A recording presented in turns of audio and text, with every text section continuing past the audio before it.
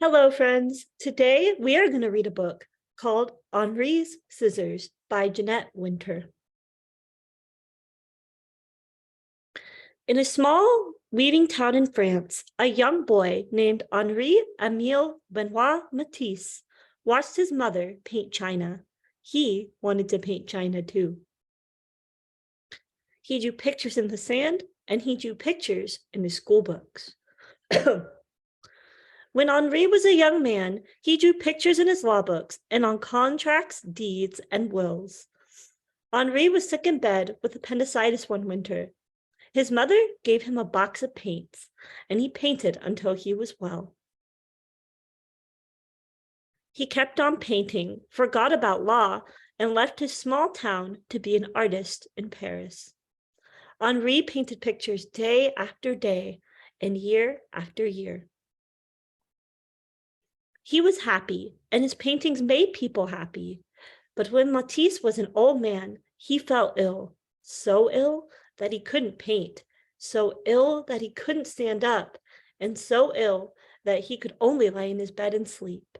His paintings floated by in his dreams. Matisse finally opened his eyes, and they were filled with sadness. Now he must remain in bed or use a wheelchair. Would he ever have the energy to paint again? When Matisse was strong enough to travel, he went to the seaside. The sea air helped him to get well. Before long, he sat up, and a little later, he drew. Then one day, Matisse picked up a pair of scissors and cut out shapes from painted paper. He was drawing with scissors. A pair of scissors is a wonderful instrument. Matisse cut paper all day. My pleasure in cutting things out grows even greater. Why didn't I think of this before? His assistants painted paper for him all day. It seems to me that I am in a second life. Paper cutouts covered his walls. One evening, Matisse lay in bed and drew the faces of his grandchildren on the ceiling with a piece of chalk tied to a long pole. As he fell asleep, they looked down on him and they saw his dreams. They saw the shapes that surrounded him in his sleep.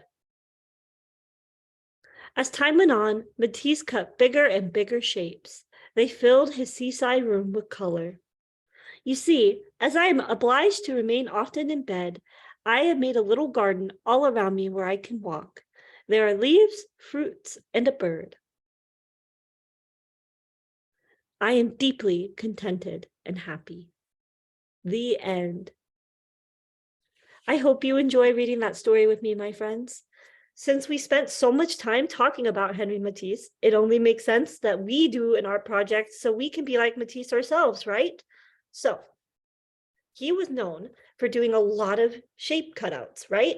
As you saw in the book. So we're going to do our own our own painting with the shape cutouts. So, for this project, you are going to need glue, scissors, a marker, and construction paper. The more colorful you can find it, the better.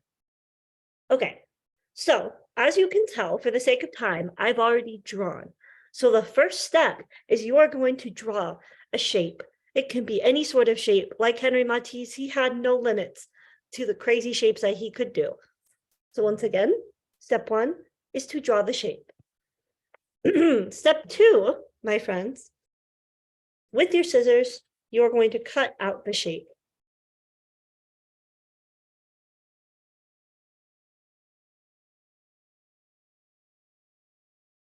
Just like I am.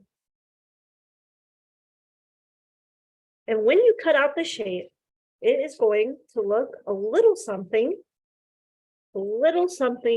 like this. I drew a squiggly kind of flower shape. And really, the last step is that you are going to take your shapes and you can glue them any way you want on the piece of paper. So I'm going to put a little